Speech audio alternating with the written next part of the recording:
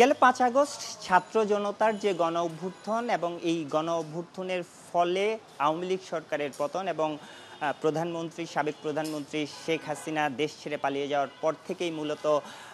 আওয়ামী লীগ সরকারের যে মন্ত্রিসভা এবং এই মন্ত্রিসভার বাইরে যারা আওয়ামী লীগ শীর্ষস্থানীয় নেতা তাদের বেশিরভাগই আত্মগোপনে চলে যান, কেউ কেউ দেশ ছেড়ে পালিয়েছেন, এমন খবরও বিভিন্ন গণমাধ্যমে বিশেষ করে ভারতীয় গণমাধ্যমেও আমরা পেয়েছিলাম। তবে যেটি সর্বশেষ খবর, সাবেক প্রধানমন্ত্রী শেখ হাসিনার বেসরকারি শিল্প এবং বিনিয়োগ বিষয়ক উপদেষ্টা সালমান এফ রহমান এবং সাবেক সরকারের এর আগের সরকারে আওয়ামী লীগ সরকারের আইনমন্ত্রী আনিসুল হক, এই দুইজনকে সদরঘাট থেকে গ্রেফতার করা হয়েছে নিউ মার্কেট থানার একটি মামলায় এবং গ্রেফতারের পর তাদেরকে নিউ মার্কেট থানায় নিয়ে আসা হচ্ছে। হয়তো কিছুক্ষণের মধ্যেই এই থানায় নিয়ে আসা হবে এবং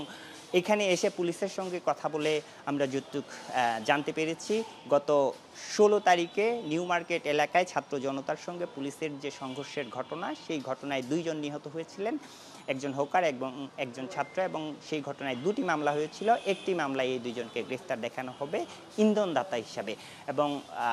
আমাদের কাছে যে তথ্য রয়েছে, পুলিশের সঙ্গে কথা বলে আমরা যতটুকু জানতে পেরেছি, মূলত এই দুইজন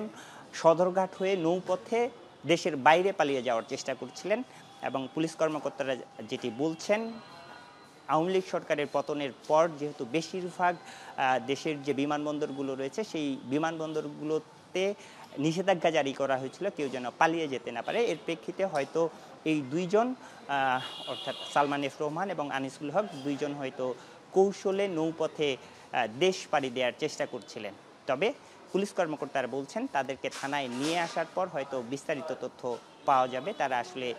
কিভাবে বা কোথায় যাচ্ছিলেন এবং আইনি প্রক্রিয়া কি হচ্ছে এরপরের, কারণ এই থানায় যেহেতু গ্রেফতার দেখানো হয়েছে তাদের কাছে হস্তান্তরের পর এখানে নিয়ে আসা হবে এবং তারপরের যে প্রক্রিয়াগুলো সেই আইনি প্রক্রিয়াগুলো হয়তো পরবর্তীতে এখানে যারা দায়িত্বরত আছেন তারা নিশ্চিত করবেন।